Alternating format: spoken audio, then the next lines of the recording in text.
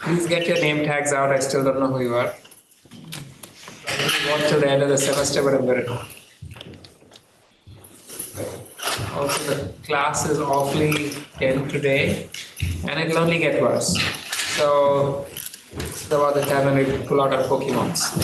We're going to, if you haven't already got this message, each of you are going to get an email from us assigning each of you a nickname. And the nickname is because it might be a number. This is because people don't like to be called out by name. And through the class, I will call out various people by name or by nickname, and you must answer whatever question I'm asked. And so you might be sitting at the back of the class or on Zoom or wherever else, but you're just as likely to be called as anybody else on the front bench. And if you don't answer, then you will be marked absent. You must answer every question that comes your way, and you might get multiple questions during the class. And these could come your way at any time in class.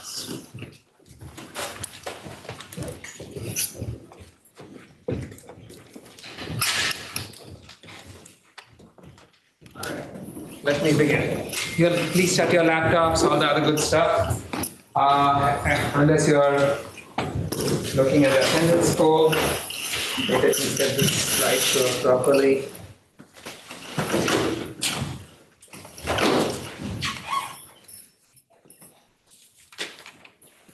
Okay.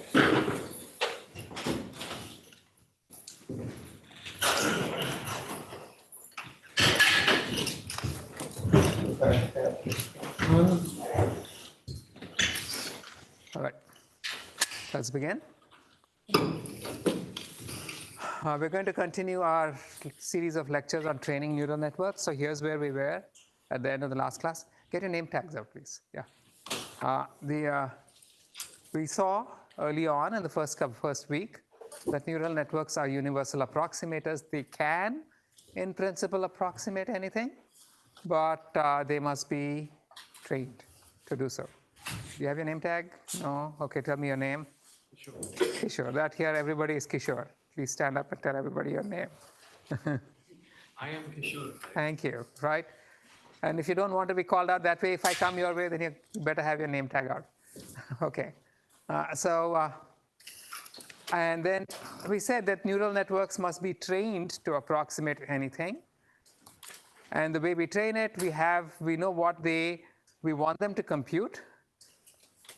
And we must adjust the network parameters to compute whatever it is we want them to compute. So here is the key piece that we must remember. If I can get a chalk.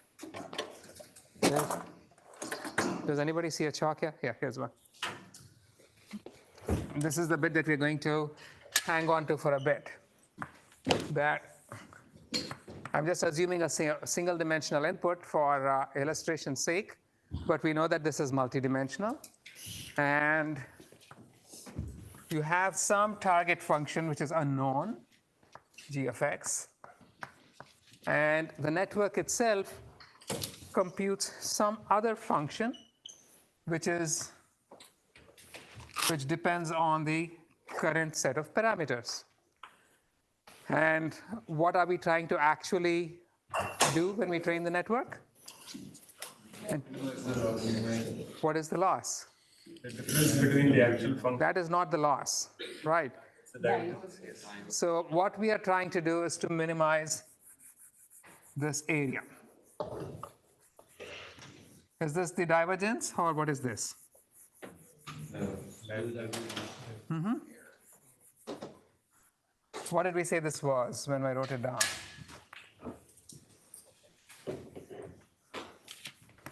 So, yeah? The integral from across the whole domain of the divergence. It's the expected value of the divergence, that entire area.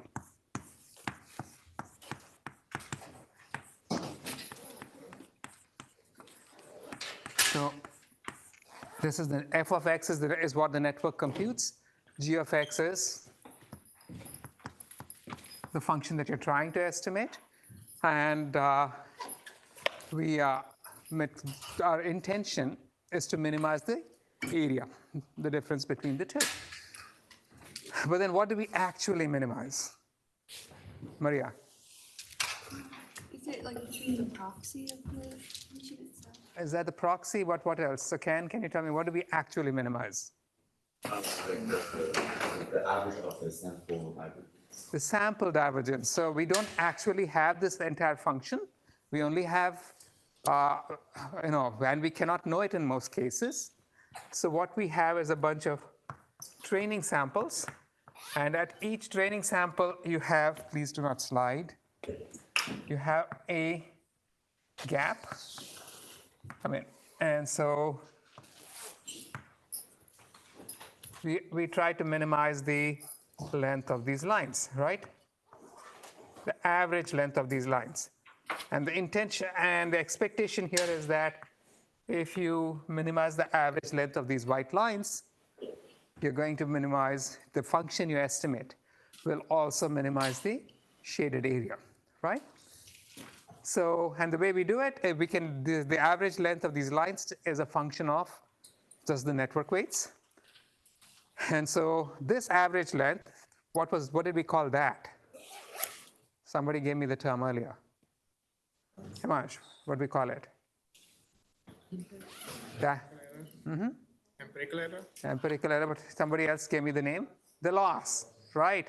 The average length of these lines is the loss. When you minimize the loss, are you actually minimizing what we really want to minimize? No, right? So what we hope we are. And so the loss is what we minimize. And we do so using gradient descent because it's an ugly function of the network parameters.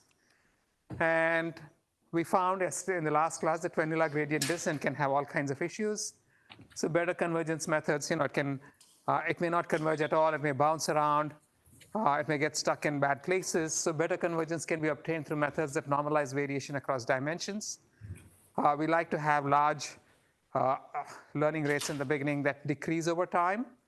And methods and coupling the learning rates in the various, for the different components can be disastrous. So methods like rprop that decouple the dimensions can improve convergence. And lastly, we just touched on it, momentum methods which emphasize directions of steady improvement and de-emphasize unstable directions can give us benefits. So this is where we are, and we are going to move on. We're going to be talking about incremental updates. We will revisit trend algorithms. And in the next class, we're going to go over some of the issues that affect how the model learns things and how we can improve the manner in which it learns the function that it must. So let's look at incremental updates. Here again is the problem. Keep in mind that what we really want to minimize is that shaded area I have on the screen. But what we're really given is a bunch of input-output pairs at a number of locations. And based on these, just on these few training samples, we want to estimate the entire function. So here's what we did. We started with an initial guess. Regardless of the fact that we want to minimize the shaded area, let's focus on the fact that we are just minimizing the loss, which is the average divergence across the few training samples that we do have. And so when we do that, this is what gradient descent does. We start off with an initial function. This, when you initialize your network parameters, it's going to compute some odd function shown by the dotted red line. And this initial function is going to be lower than the target function at some training locations, and it's going to be higher at other locations. And so we're going to adjust the network parameters to minimize the error over the entire training set, which means that our adjustment will attempt to increase the value of the function where it lies below the target value. So it would try to increase the value of the function here and here and here, and decrease the value of the function here and here. So you adjust your network parameters minimally. And when you do that, you get a new function. And then this new function has errors again all over the place. And so once again, you're going to adjust the network parameters to reduce the error at every training location. So to increase the value of the function where it lies below the target and decrease it where it lies above the target. And we keep doing this until we converge. Now, this is what we want to do. So there are two steps here. The first is what we really want to do is to minimize the shaded area, but instead we're minimizing the average divergence.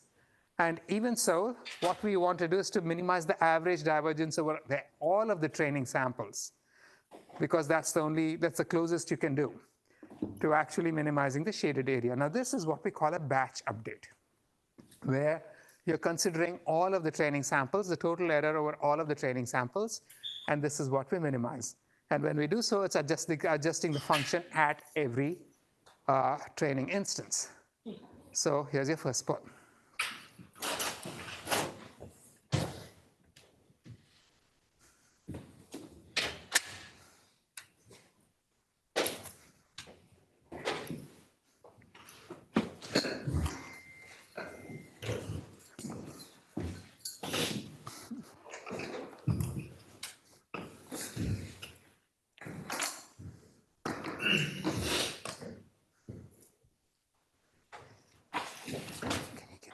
Seconds.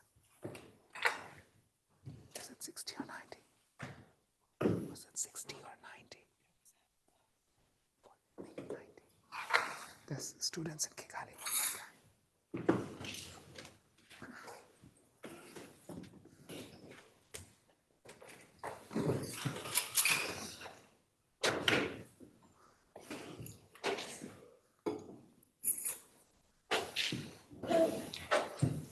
So you have 90 seconds for the polls. Students on Zoom requested more time, so we will wait a bit. And then I'm just going to walk down here and pick on random people. Today I'm going to focus on people at the back of the room, and you will answer the options.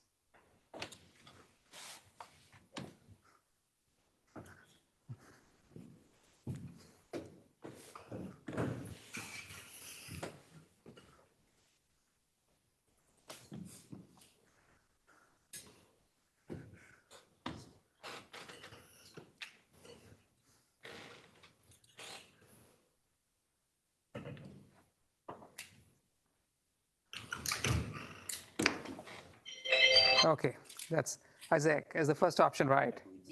Yes. And what about the second? I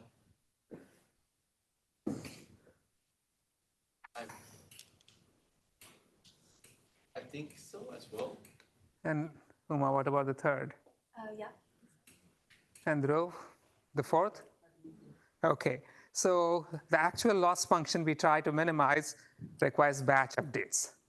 And they minimize the total loss over the entire training data. Now, the batch updates optimize, again, the first and the third statements are the same thing, right? But they require processing the entire training data because you want to get the average error over the entire training data. What could the issue be with this? Arihan? Not sure. So,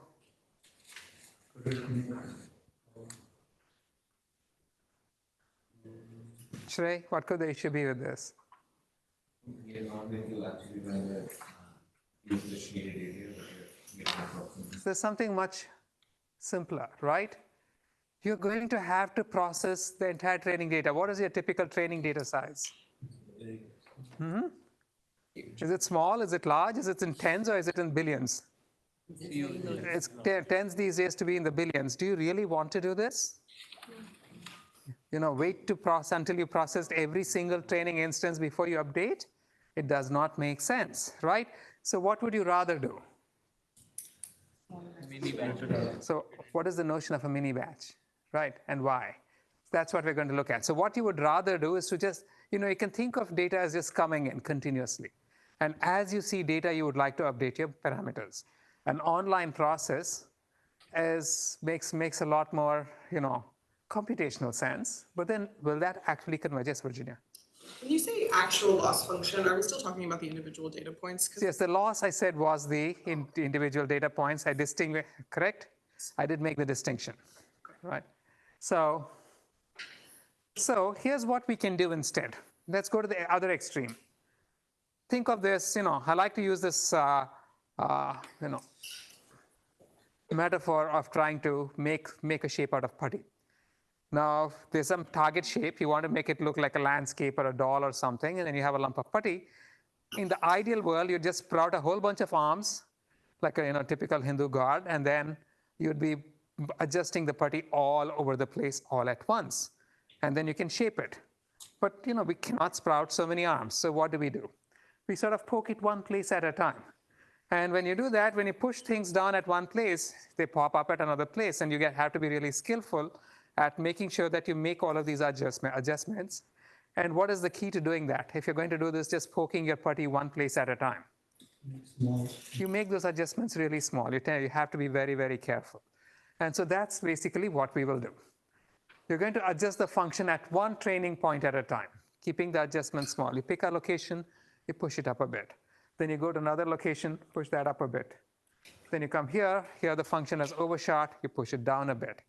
And then pick yet another location, now the function is under computing, push it up a bit. So one location at a time. You can just keep doing this. And eventually, you would have processed all of the training samples. And if you do this right, you can actually have adjusted the entire function with greater adjustment than if you've done a batch update, where you looked at the entire training data before you made a single update. So here is what the incremental update process was. Earlier, when you did a batch update, you'd have to go over all of your training samples and compute the average gradient over the entire training data before you made an adjustment. Now, you just go through your training data, and at each point, you just compute the derivative of the divergence for that one point and make an update instantly. Now, this doesn't mean that you just make one pass over the entire training data. You can actually do this again and again. You pass over the entire training data, you make all of your little updates, then you go back and do it again.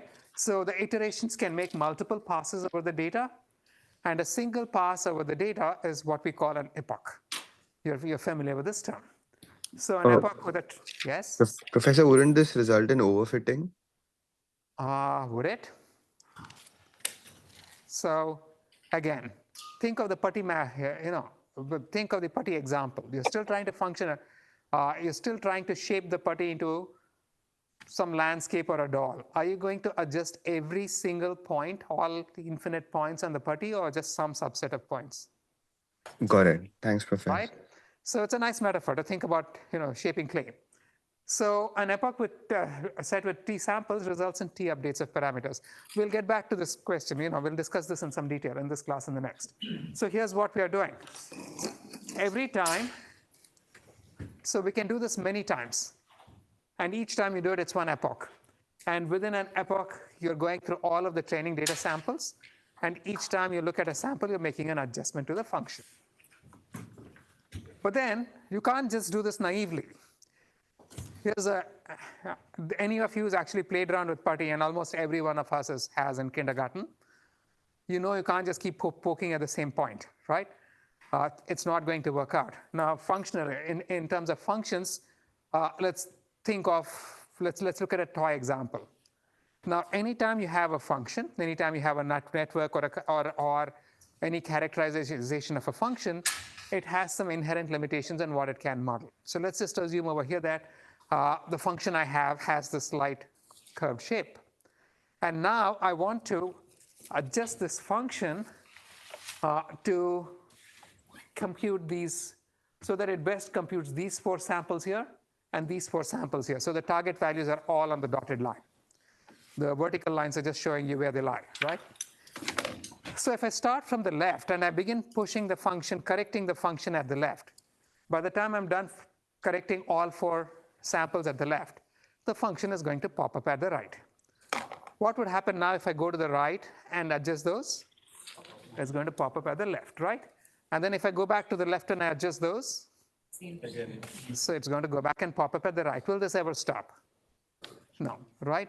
So what would be the solution to this? You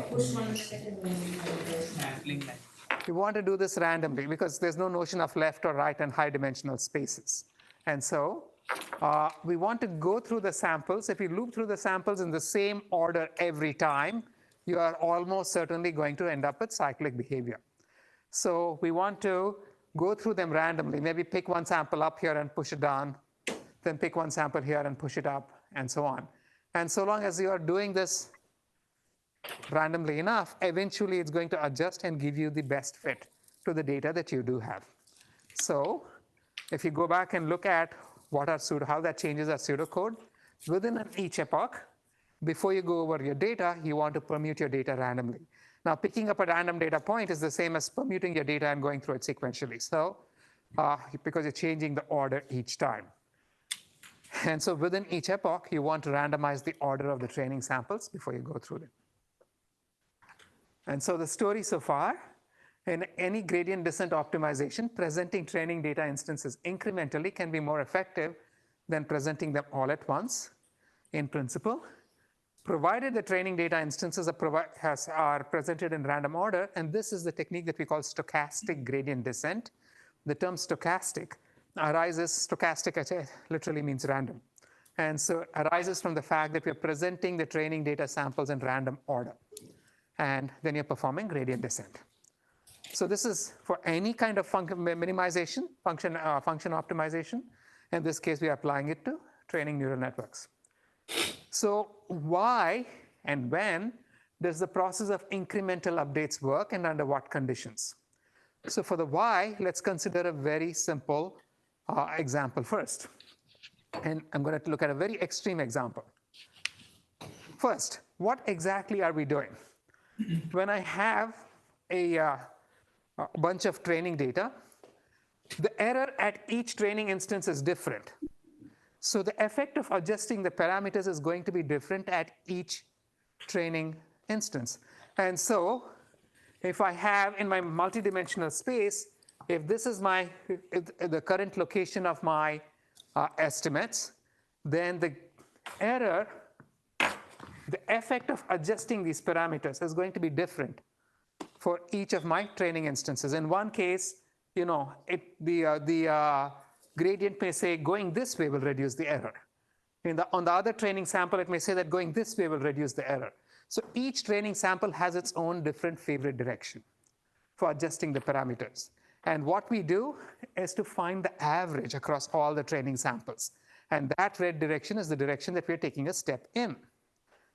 But now, consider an extreme case where all of my training samples are the same. Here, are all these divergences going to be different for the training samples, or are they all going to be the same? They're going to be the same, right? So would it make sense for me to go through all of my training data samples to compute my average divergence? It does not, right? Because if I look at this, all of my training data samples have the same divergence.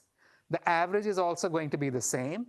And so when I begin making adjustments, when I'm performing a batch update, eventually I'm taking the average divergence over all of the training samples. It's like adjusting my function by one little bit, like so. Whereas if I made an adjustment after every single training data point, even if the actual adjustment size is smaller, in a single pass through the training data, I'm going to be modifying the function a whole lot more. So you're going to get much greater net adjustment in one pass through the data. Now, this is for the extreme case where all the training data samples are exactly identical. But instead of being exactly identical, if all of them were perturbed a little bit, would this change the picture a whole lot? Like, say this. Would this change the picture a whole lot? No, right? So as I make them more and more diverse, the benefit you get from just incrementally adjusting parameters is going to decrease. And at some point, it's probably going to vanish when the data points are sufficiently random. But still, you get some benefits, and some benefits in terms of computational ease. So that makes sense to everybody? And so what are the considerations, more formally, for when it will work and how well does it work? For this, let's take a look at another issue. And here, in this case, I like to have simple illustrations. Let's say I have this bunch of training data points shown by the black dots, and my model is trying to fit a straight line through origin to these training data points. Now I start off with some initial estimate, and I'm trying to find the line that minimizes the total error across all the training points when I fit it. So it's the average length of those perpendicular drops onto the line. Now, if I start off with my first training data point, what is the best line for that point? It's going to go straight through the line, right? And then I pick up the next one, and the line is going to swing over to this next point. And then I pick up the next one, and it's going to swing to that one. Will it ever stop? Right? It's always going to be chasing the latest training data point. This process will not converge. So given this, right, I mean, this guy here, this picture is very optimistic, but this is really not what is going to happen, right? So how would you resolve this? Anybody? Mm-hmm. Take multiple points and take the average of the loss. Take multiple points and take the average of the loss. How would you resolve it? Yeah, same. Same? Anybody else? Yes. When we update, don't be so extreme as to completely change the line to go through it. Just a little bit more in that direction. But will that ever make it stop bouncing around? Is the rate at which we adjust decreases over time. Thank you, right? This is basically what we want to do, right? The solution is update the model, but as you go through the data, you're beginning to trust where you are more and more and more. And so initially, maybe you just go through the point. The next time around, you have a large error, you swing towards it, but you don't go all the way to the point. The next time around, you swing even less. And so long as the corrections you make keep decreasing with iterations, eventually the corrections are going to be small, and the function you learn is going to stabilize at something that maybe minimizes the overall divergence. And so in the incremental learning, you want the update model to always minimize the error on the latest training instance. This is what we are doing. But then we must shrink the learning rate with iterations for convergence. And so the correction for individual instances with the eventual minuscule adjustments will eventually not change the function too much, and it will stabilize, hopefully, to something that makes sense. Did that make sense to everybody? Okay. So here is what here's how it would modify your pseudocode. Again, over the epochs, the first thing you do is to randomize all of your data. This is essential. And secondly, the learning rate with which you adjust your parameters has to keep reducing as you go through the steps. So what is the rate at which this learning rate must converge? Do we have any considerations, restrictions on the behavior of the learning rate itself? So here it is. If I keep going through this, my learning rate is being modified in some manner. So I have a sequence of learning rates,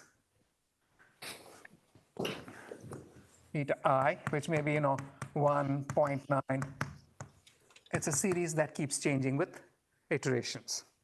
So let's look at an extreme example. Let's say this is my optimal value for a parameter. So in the parameter space, that's my optimal value. And let's say this is my initial parameter. Now, the derivative of the loss with respect to the parameter has some value, right? Is it ever going to be infinite? No. No, we designed our loss and our activations to ensure that these derivatives don't blow up, right? So let's say I have a maximum value for the derivative. And so if the largest value for the derivative is some c, then In how many steps? What is the smallest number of steps in which I can get from point A to point B if this distance is d?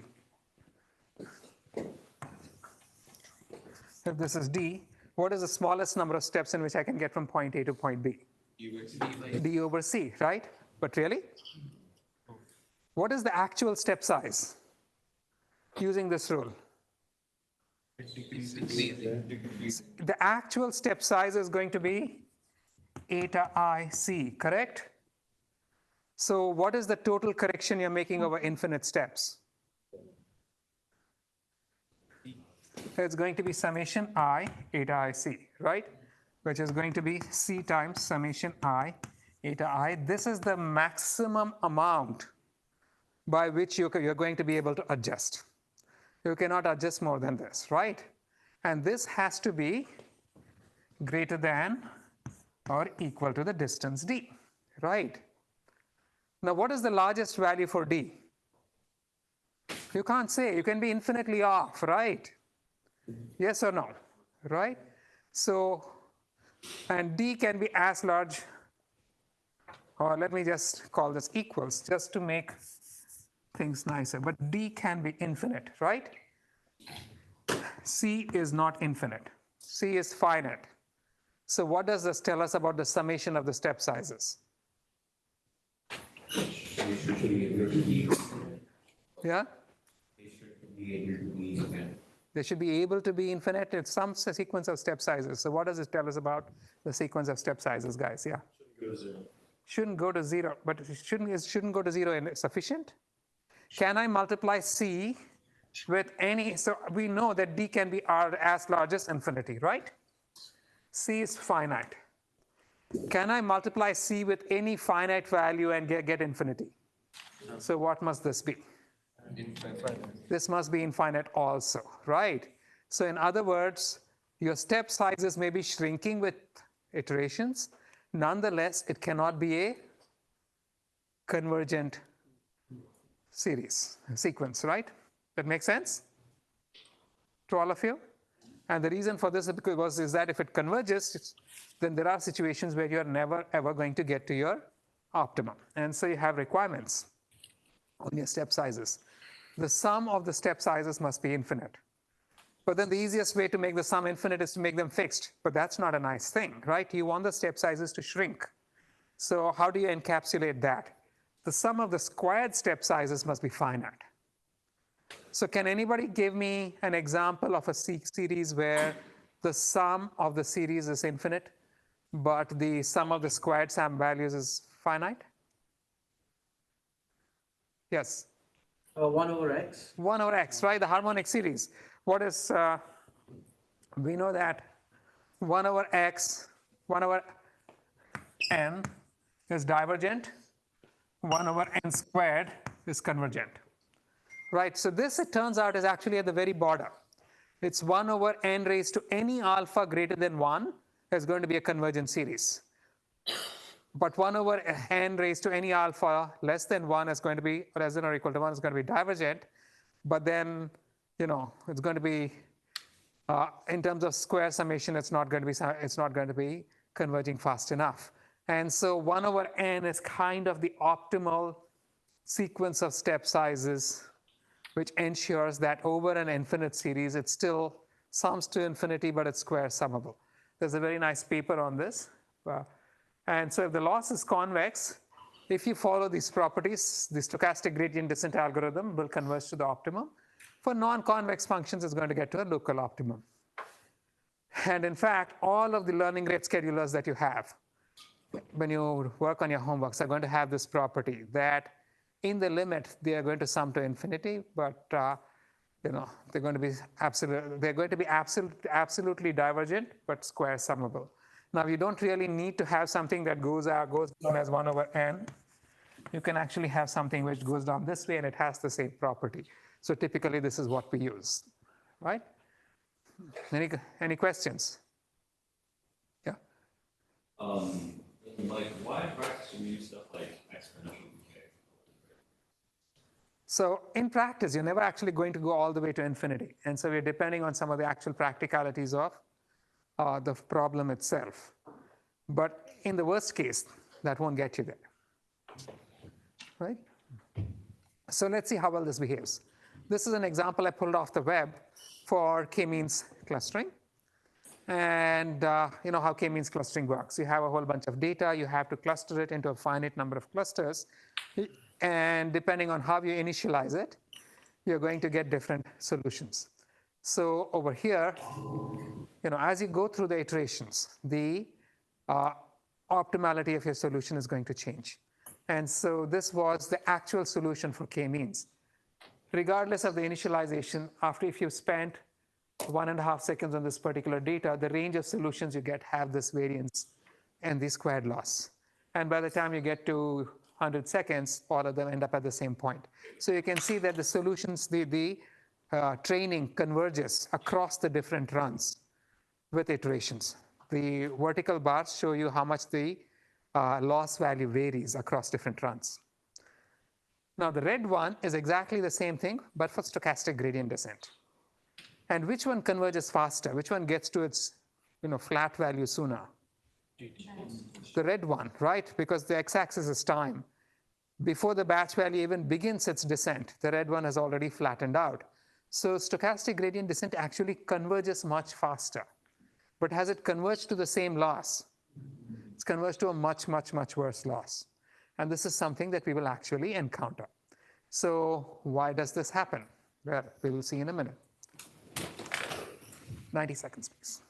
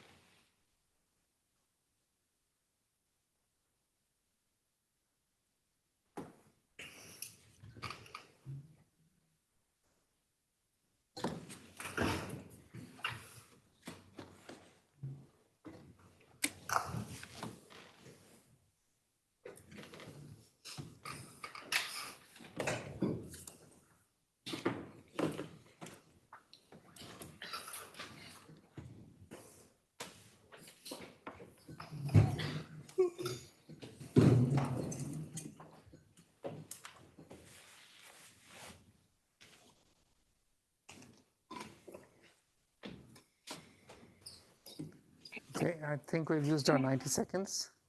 Can someone on Zoom tell me if that first statement is true?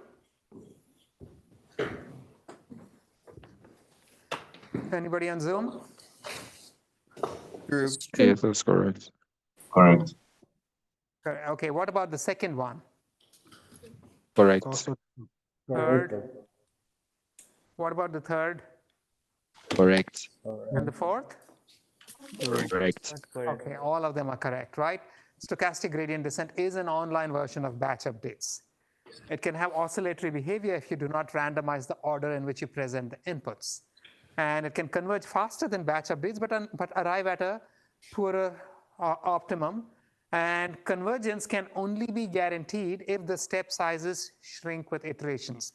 And there are minimal requirements for how the step sizes may shrink.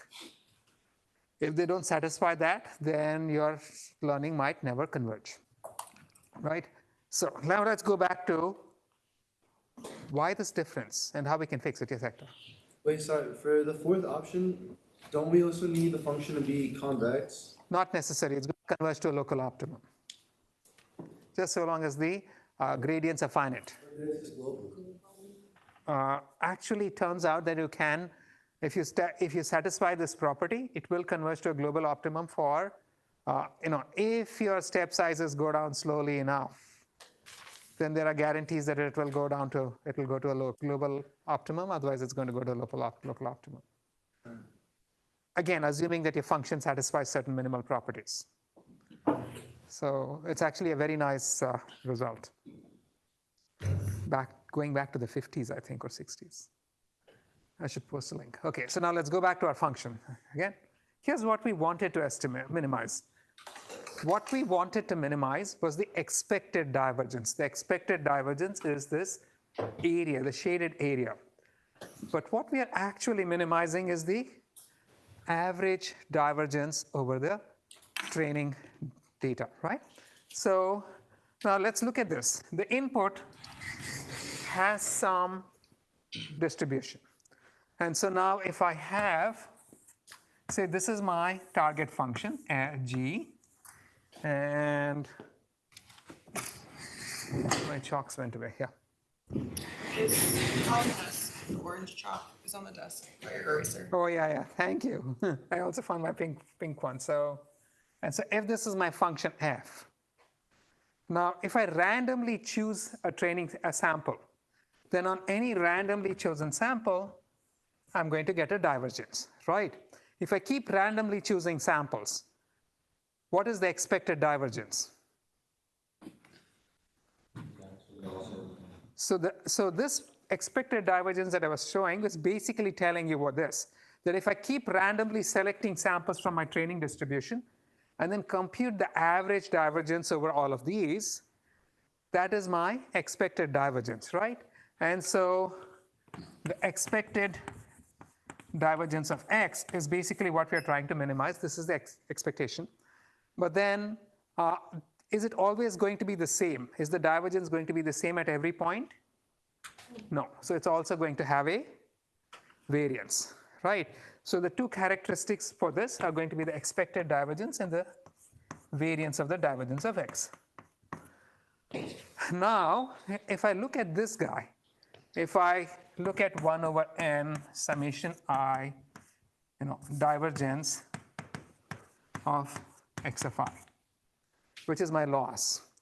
If I take the expectation of the loss, meaning if I say I have a whole bunch of points, I'm going to compute their divergence, and then I average it. And if I repeated this experiment lots and lots and lots of times, what is the average loss I would get?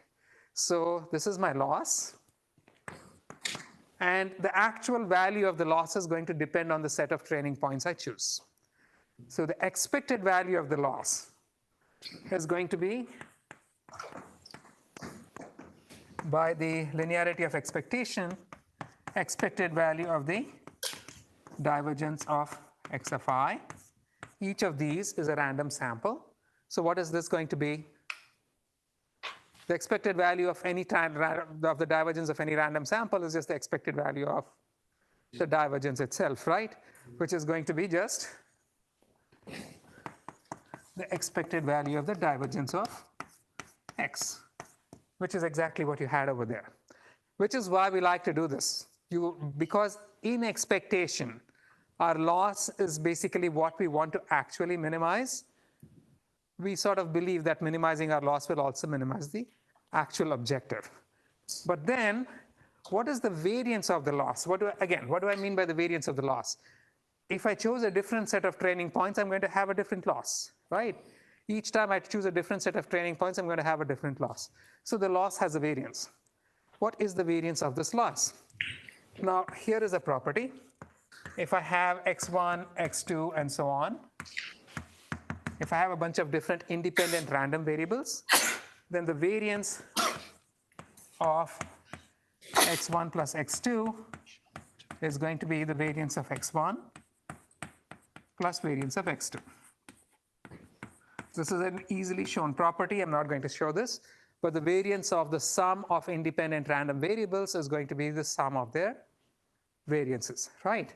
So what is the variance of the average of two independent random variables? Yeah. So if I take the variance of the average of two variables, which is variance of x1 plus x2 over 2, that's going to be 1 over 4, because variance does the squaring of variance of x1 plus x2, which is going to be 1 over 4 variance of x1 plus variance of x2. Everybody with me? And if x1 and x2 are identically distributed, then this is simply going to be, if I have half variance of x. So in general, if I have n training points, if I have n samples, what will the variance be? If I have n samples of this kind, for variance of the loss of n samples is going to be 1 over n, the variance of the divergence of x. This is what we get for our training data. And so the expected value of our empirical risk is actually the expected divergence, which we actually want to minimize. So the empirical risk is an unbiased estimator, meaning that on average, over many different training sets, you're always going to get the average of the loss that you'd get over different training sets is going to be the actual objective that we want to minimize. So it's an unbiased estimator. But then across different runs, it's going to have different losses. And so the variance of this guy is going to be 1 over n, the variance of the divergence, and n is the training set, size of the number of training points. So as you keep increasing the number of training points, the variance in the loss across different runs decreases. Now, if I'm looking at SGD, right? So here's what the variance of the loss is going to look like. Variance of the loss over number of training points. So at 1, this is going to be just the variance of the divergence. We saw this, right? And then it's going to come down like so as n increases. So when I'm performing SGD, I still have the same point. I'm looking at the divergence for a single point. The expected value of the divergence at a single point is simply the shaded area, right? The expected divergence. So this guy too, the sample divergence, is also an unbiased estimator, or estimator of the expected error. But the variance, meaning how much this loss changes from sample to sample, can be huge. So if I have a very large training sample, the variance of my loss is going to be somewhere out here. Whereas if my training sample is just a single one, my variance is going to be out here, which is why when I train across different runs, when I'm performing stochastic gradient descent, my loss values are going to be bouncing all over the place, and things don't converge. Now, maybe the math doesn't make a lot of sense, but pictures do. So the blue curve is the function g that we're trying to approximate. The red curve is the function that's currently being computed by the network. And the divergence is going to be the difference between the two. We are trying to minimize the shaded area. So let's say I have a small bunch of training points. If I have these training points, these 5, 6 training points, these training points are telling me that the function must go up here, it must go down here, it must go down here, it must go down here, and it must go up here. Right? Anywhere, anytime the function is below the target, it has to go up. Anytime it's above, it must go down. Right? On the other hand, if I chose this set of training points, a completely different set of 6 training points, it's going to tell me that the function must go up everywhere. Is that correct? There are places where it must go down, right? On the other hand, if I had these as my training points, what does it tell me? That the function must go down everywhere. So the kind of adjustment you make is going to be dependent on the specific set of training points you choose, which is why you have so much variance between what you get when you change your training set. So what would be a good thing to do? How do you minimize this fluctuation? Yeah. Take the large sample. Just have a very large training set, and you're going to, and then variations in the training set are not going to result in large variations in the loss and the behavior of the loss with change of parameter. That makes sense to everybody? Right. On the other hand, if I have only one sample, if my sample ends up there, it's just telling me I'm fine. If it's here, it says you've got to increase the function. If it's here, it says you've got to decrease the function. And so the behavior can change wildly because you're always looking at only one training point, which explains this picture.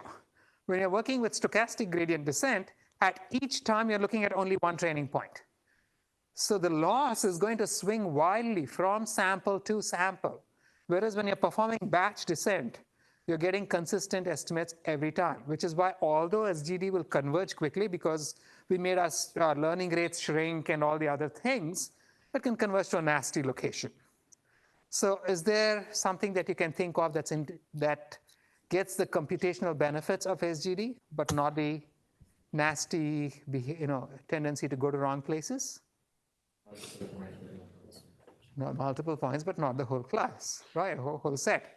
So SGD uses gradient from only one sample and so has high variance, but provides significantly quicker updates than batch. So is there a good medium? I can pick random samples. Instead of picking one sample, I pick a set of samples. And so maybe in my first step, I pick these 3 samples and make adjustments, which gives me a new function. Then I take 3 other samples and make my adjustment, and then that adjusts my function, and so on. I can keep doing this. So here's what, did that make sense to everybody? Right. And so here's what that behavior looks like. Now, you're going to be, within each epoch, you're still going to be permuting your data, regardless of whether you're adjusting it one sample at a time or a small mini batch at a time.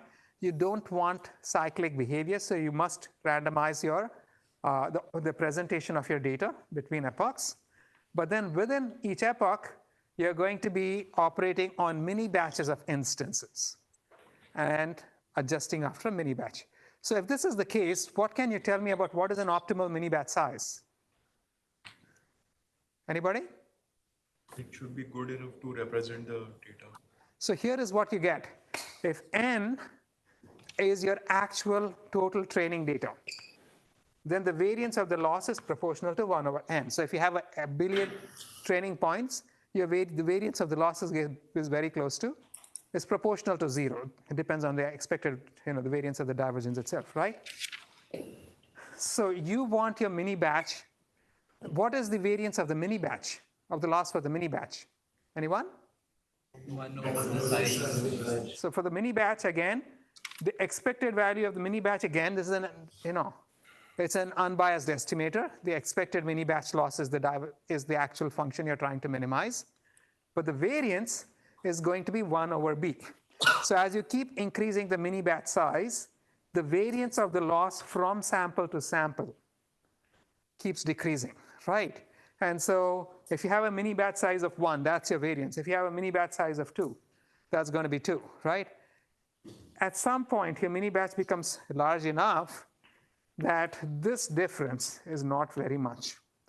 And so you want the mini batch to be as large as you can possibly fit into your compute, because that minimizes the variance of the loss between mini batches. Make sense to everyone? Right. So here was on that previous example, this is what the behavior looks like with mini batches. And you can see how it consistently converges.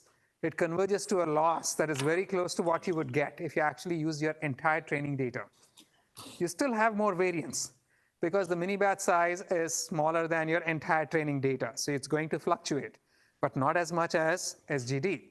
And where it converges to is also going to be pretty close to where you would converge to using the entire training data, but it's going to converge there as quickly as you would if you were using stochastic gradient descent, right? Again, the difference is SGD is using one sample at a time. Mini batch descent is looking at small collections of samples. And so again, the convergence over here is defined in terms of overall training loss on the entire training data. All the plots that you plot in your homeworks, they are bogus. Every last one of them is bogus because you are plotting the loss on the latest mini batch. What is it that we are looking guaranteed convergence for? The loss on the entire training data. You're just sort of getting some guess at it. Still, you expect that to converge, right? That makes sense to everybody? Yeah. Okay. So in practice, training is usually performed using mini batches, and you would like to set it to the largest that your hardware will support without compromising overall compute time. Larger mini batches is less variance. And also, larger mini batches means fewer updates per epoch, which is also a convenient thing. Convergence depends on learning rate. Again, even if you're working with mini batches, the learning rate has to shrink with iterations. This is a requirement. And so we have various techniques like fix a learning rate till the epoch error plateaus, then reduce it, and so on. We have adaptive updates, where the learning rate itself is determined as part of the estimation. But anyway, here's a point.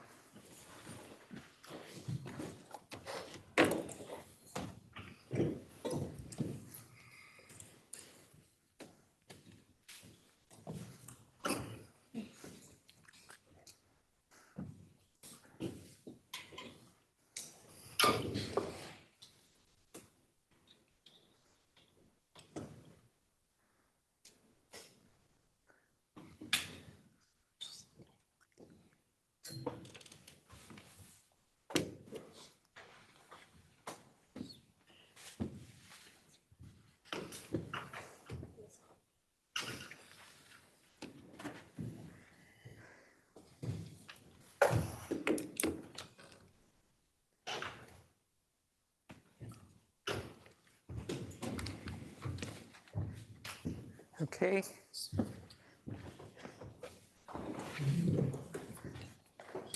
I think most of you must have read it by now. So, Jun Kyung, is the first statement correct or false? True? You in the corner. What's your name? Bennett. Bennett, okay. So was the second statement true or false? It's true. You think it's true? Terrence, what about the third? True. And you? What about the fourth? Also true. May I know your name? Alan. Alan. Thank you. Guys, get your name tags out in future so I don't have to ask you your name, right? But it turns out the second one cannot be true, right? SGD is not mini batch descent with a batch size of 1 is exactly stochastic gradient descent. And so the second statement is false, everything else is true. Mini batch descent is also an online version of batch updates, except you're updating things after seeing batches of instances. And with vector processing, that's going to actually be much faster than SGD. So the story so far, presenting training instances one at a time can be more effective than full batch training, provided they are presented in random order. Should be. For it to converge, the learning rate must shrink sufficiently rapidly with iterations. Otherwise, the learning will continuously chase the latest training instance.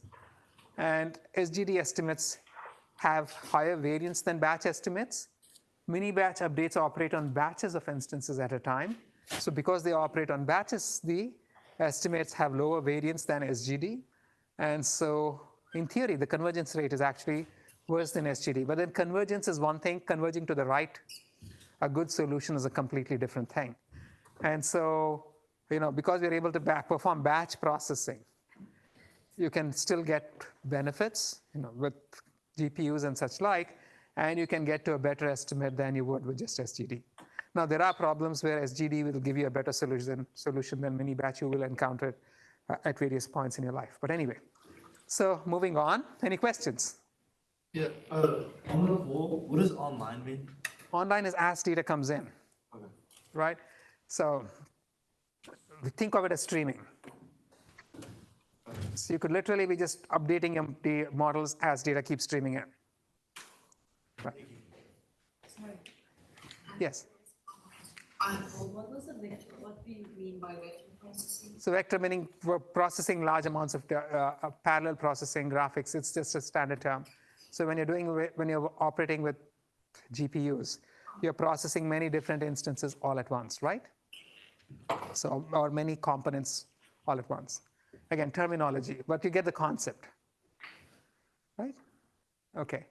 So now, here's another thing. Let's go back to this business of trends. We briefly discussed trends in the last class. It turns out these are very important. Figuring out, so one, and particularly when we're working with things like stochastic gradient descent or mini batch descent. Sorry, guys. What happens is because your mini batches are changing from iteration to iteration. Each time you pass through the data, you're working on a different mini batch. You're working on a different sample. So even when you're performing standard gradient descent, we know that the direction in which the divergence points can keep bouncing around.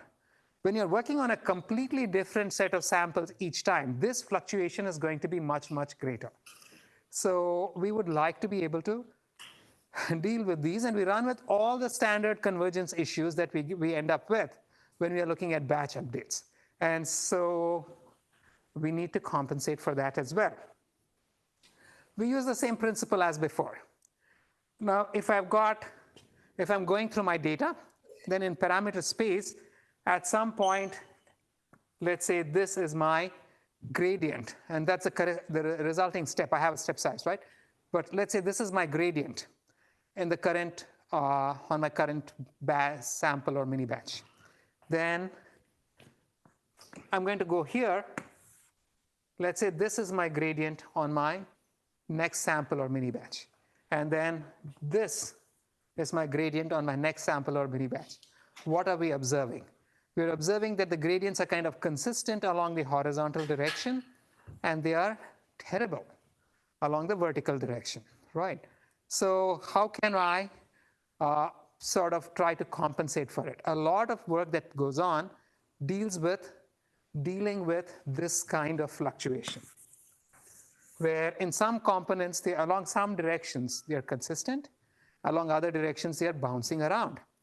Now, here, if I were to take an average of all of these guys, what is the average gradient along the horizontal direction? A little bit to the right. It's going to be a little bit to the right, right? So over here, this first one is going to be, at step 1, is going to be this much. At the second step, it's going to be this much. At the third step, so every time it's going to have the same direction. What is the average gradient in the vertical direction? Close to 0. It's going to be close to 0, right? So it makes sense. If you begin looking at average gradients, that gives you a much better notion of which way you want to go. And this is particularly relevant when we're working with mini batches or single instances. If I look at the average gradient over the entire training sample, I'm going to get a gradient that's much closer to the gradient for the batch. But then, again, we don't want to wait all the way to the end to figure out what the average gradient was. And even that gradient can have random perturbations and fluctuations. So what would be a good thing for us to do? So again, thinking of it purely in terms of online, if I want to compute the average gradient over the entire batch, but then I want to keep updating it, what would I do? Keeping the running average of everything. Keep a running average, right? So what I would do is something like this. I'm going to have this one. This is going to be my gradient, sequence of gradients over all of my iterations, all of my mini batches. What I want to do is to compute the average of all of these guys. There are two purposes for this. First, computing the average over the epoch gives me something like the average gradient for the entire batch. But then even apart from this, if I were just considering batches at a time, gradients which bounce around tell me that, like even in this trivial problem that I show on the board, tell me that in some directions, those gradients don't make a lot of sense. In other directions, they do. And so we want to compute the expected or the average delta W. But then you can't wait to compute the average delta W before you make an update. So what we will do is to maintain a running estimate. I'm going to say that average K of my delta W is going to be, there are different ways of maintaining a running estimate, right? So the most standard one is going to be some alpha times average at step K minus 1 of delta W plus 1 minus alpha for the kth step, right? This is the standard mechanism for maintaining running averages. And so if you just maintained a running average of this kind, then at each step, the actual correction you would be making is going to be with the current running average of the gradient. I see some frowns. Does that make sense? Right? Are you sure? Yes, okay. So what did I say? The lady there. You guys are looking confused. So I just want to make sure I haven't missed this. I have a couple of minutes. So what? Can you explain it back to me? So with the weighted sum here, it's kind of maintaining the average. It's maintaining a running average, right? And it's very easy to show why this running average works. If I have n samples coming in, then 1 over n, or the k samples, 1 over k summation I, I'll just call this is my divergence di. This is my average after k samples, correct? The average after k minus 1 samples was 1 over k minus 1 summation I equals 1 to k minus 1 di. So I have two different formulae. If I write this guy in terms of this one, then I can say average k equals k minus 1 times average k minus 1. Basically, it got rid of this division, which is just the summation, plus the dk over k. So I just scaled out the k minus 1, then added in the new instance, and divided by k, which looks like k minus 1 over k average k minus 1 plus 1 over k dk, right? Which looks like alpha times average k minus 1 plus 1 minus alpha times dk. So you get the idea, right? I mean, if I did it right, that alpha is going to change with the number of samples, but this is a simpler way of looking at it. So the running average is a very easy way to, yes? So this formula over here sort of weights all the previous gradients equally. Don't Yes. you want to weight like the most recent ones more? No, you don't. So I mean, you're just running. So you're maintaining a running average. So this one over here will, if my actual alpha changes with k, that's going to be weighting all of the samples equally. If I have a fixed alpha, that's not going to be the case. The most recent one is going to get more weight. It's a good point. But anyway, so this is basically what we're going to do. We're going to maintain a running average of the gradients. And so a different way of thinking about it is that, now, what is the step we took at any time? The step we took at any time was proportional to the running average of the gradients until that time. And so I can just say that I am using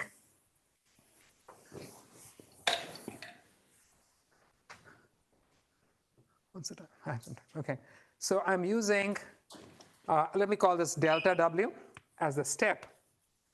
K is going to be some beta times delta W of k minus 1 plus alpha times delta W of k. So this is basically saying that this is the latest gradient, actually. So this is the latest gradient, and you're just taking the step size, because the step size that you took was actually encapsulates the running average of the gradient until that point. And then you're just summing in the latest gradient. And that's what you would be doing to adjust your, come up with a new update. This minus is simply because you're taking a step against the gradient. And so this is what momentum methods do. You maintain a step size, and the current step size is a weighted sum of the last step that you took and the latest gradient. And this is the new step that you're going to take. That makes sense to everybody? Right. And so typical value for this, you can see this. It's going to be some beta times the previous step size minus the learning rate times the current step size. If this is what you get a chance, I sent you that stuff for Purdue. if there's anything in there Guys, that's like. I don't know. I don't think you're speaking to me. It's Can you mute better than yourselves? this. It looks like when I went Can we on mute Zoom, there, please? that was from my daughter. Hello, guys I on don't know if Zoom. they, it looked like the Paul, can you math mute club Zoom? and the stats club were two of the Andrew's bigger iPhone, can you ones. please mute? Maybe we just Paul? reach out to both those, but if you know somebody in particular, you should put a couple professors. Thank you. Guys, when you're in class, you're supposed to be attending class. I don't know what conversation you're having. I don't care what conversation you're having. Please switch off your Zoom. We'll mark you absent, and then go and have your conversation outside. Okay. So, all right. Did this make sense to everybody? And so again, this has this property. When I maintain a running average, then the running average is going to cancel out the swings in directions where the sign keeps changing wildly. And it's going to emphasize the steps in directions which aggregate. So this has this natural property even for batch updates. In the case of mini batch and stochastic gradient updates, it also has the property of approximating the batch gradient. Yes, Himash? Wouldn't it result in a cold start problem? So let's say with the initial samples of our data, the loss was less, and due to which the gradient wasn't of very high magnitude. So No, so the value of the loss has nothing to do with the gradient. The gradient you can have a loss of 0 and a very steep gradient. So it won't be a problem. Okay, now, so here's what the gradient update does. The momentum update does. Let's say this was the last step that you took. Then you have a gradient at the current location. And taking a step against the gradient is actually making you walk along the blue line, right? And then to that, you're going to be adding a scaled version of the last step that you took. And this is the actual final step that you take.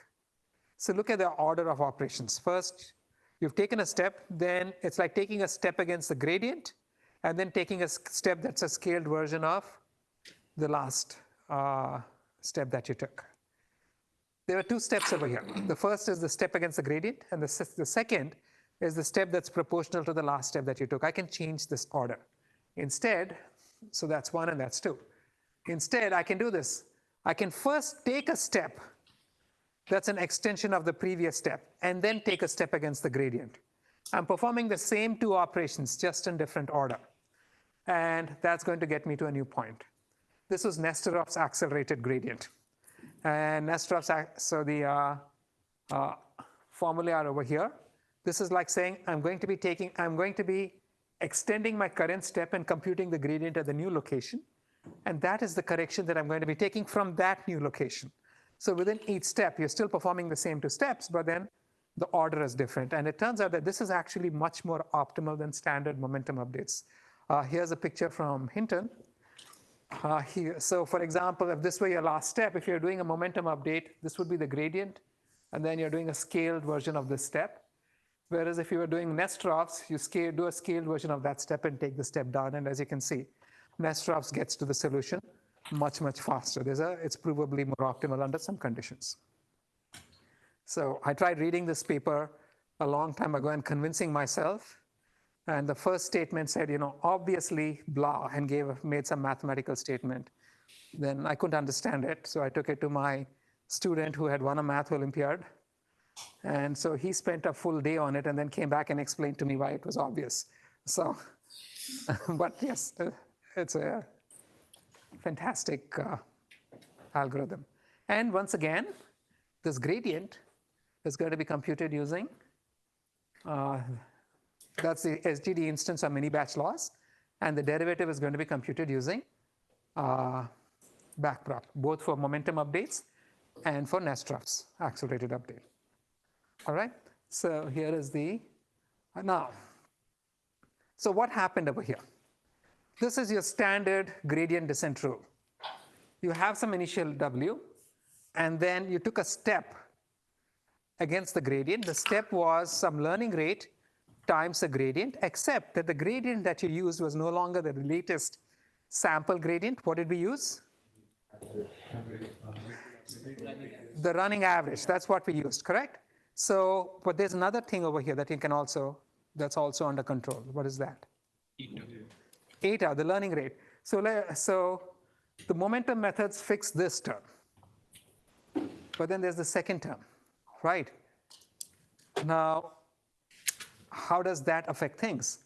Consider these three examples. In all three examples, the running average in the vertical direction is the same.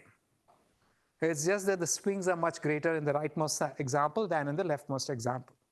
So would you still want to be following the running average of the gradient with the same learning rate in all three cases? Yes or no? What does intuition tell you? Smaller steps, more varying more. But smaller steps where it's varying a lot because you trust it a whole lot less, right? So how can I quantify the fact that although the running average is the same, I've swung around a whole lot more? I can look at the variance, I can actually look at the length, right? Except if I just look at the length, sometimes it's up, sometimes it's down, so I can just take the RMS value, how much the length is. And so this is basically what we do. This is RMS prop. We keep track of the squared length of the derivative in each direction. And then we compute the mean squared length of the derivative. And the mean squared, so here is what we would do. We're going to keep track of the mean squared length of the derivative. And now the learning rate is simply going to be inversely proportional to the mean squared length or root mean squared length of the step in that direction. Now observe what has happened. The learning rate for each component has changed. You're no longer having a component-specific learning rate. This is going back to what we discussed in the last class. And so this is going to converge faster. And also note the similarity to R prop, meaning if you're walking along a constant slope, then the derivative is going to be constant. You just have a constant step size, right? We are basically, moreover, if I'm walking along a constant slope, this term, the squared magnitude, the square root of the squared magnitude is just the magnitude. These guys will cancel out. You're just always taking a constant step, regardless of the slope, just like an R prop, which is why it was called RMS prop as an extension of R prop. So RMS prop only adapts this learning rate by total movement. We have two different things here. RMS prop adapts eta, and it adapts eta to be inversely proportional to the RMS value of the magnitude. Momentum methods adapt only the gradient. So knowing this, you as smart young people, what would your next step be? Combine the two, right? If I combine the two, that gives me Adam. So this is literally just this. Adam is a combination of RMS prop and momentum methods, where I'm maintain a running average of the gradient. That is this M over here. I also maintain a running average of the second of the squared derivative along each component. And the actual update rule is going to be using the running average of the gradient as my direction. And component-wise, so this is going to be changing by component, I'm going to be using the RMS value as the inverse of the RMS value as my step size. Or the step size is going to be inversely proportional to the RMS value of the component. There's one extra magical term over here, 1 minus gamma raised to k, 1 minus delta raised to k. What are these things? It turns out that typically all values are 0 and in the beginning. So in the beginning, if you do this carelessly, then you're going to get stuck. You don't really make any updates. And so you have the scaling factor, 1 over gamma raised to k, which says that these estimates are going to be scaled by a term which starts off close to 0 and then quickly becomes 1. So the scaling factor disappears, yeah. Are we setting these values after each epoch, or is it running through the entire? You just run through, right? That's it. Because the step sizes are automatically figured out, right? And so you don't have to deal with optimizing things anymore. So typically mu0 is going to be 0 and delta is close to 1. So 1 minus delta is close to 0. So typically if mu0 were 0 and you did not have this denominator term, then you're going to find that the running average is simply always going to be the latest sample, right? Or just going to stay close to 0. So you don't want this. If delta were 1, then this becomes 0, this becomes 1, and the mean will never update. And so you have this delta raised to k. And now, once you get the general hang of this, you get the general idea of these various optimizers. What are the optimizers doing? A, they are maintaining running averages of the gradients for two purposes. One, maintaining a running average approximates batch updates better. Second, it's going to eliminate oscillations in nasty directions. The other thing they do is to adjust the learning rate, and the learning rate is adjusted to account for swings. Directions in which you have wild swing will have lower learning rates. In other directions, you're going to have higher learning rates.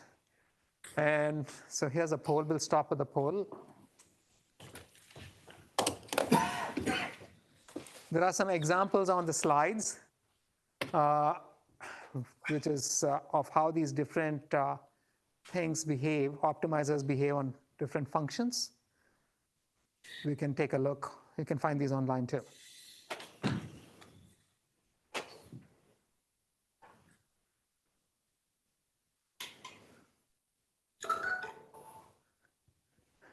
Okay, guys, for this one alone, I'm not going to give you that much time. Can anybody tell me if the first term is right? No. Second one? Third? Third, true or false? Fourth? And the fifth? Yeah, so only the first statement is false, right? And here are some examples, pictorial examples of how the different optimizers behave. It's kind of pretty. And you can actually look at, here's a crazy one. See, look at how SGD basically gets stuck in the saddle. And RMS prop generally tends to be very stately when it hits a steady slope, because the derivative terms cancel out and all you're left with is the step size, but the rest of them behave differently. But eventually, I think Nestrov's method actually tends to be the fastest to get to the optimum in most cases. But in many cases, Adams is better. Yeah. They do, right? They do. Anyway, let's stop. Thank you very much, guys. The next instructor is going to be here any moment. I appreciate your time.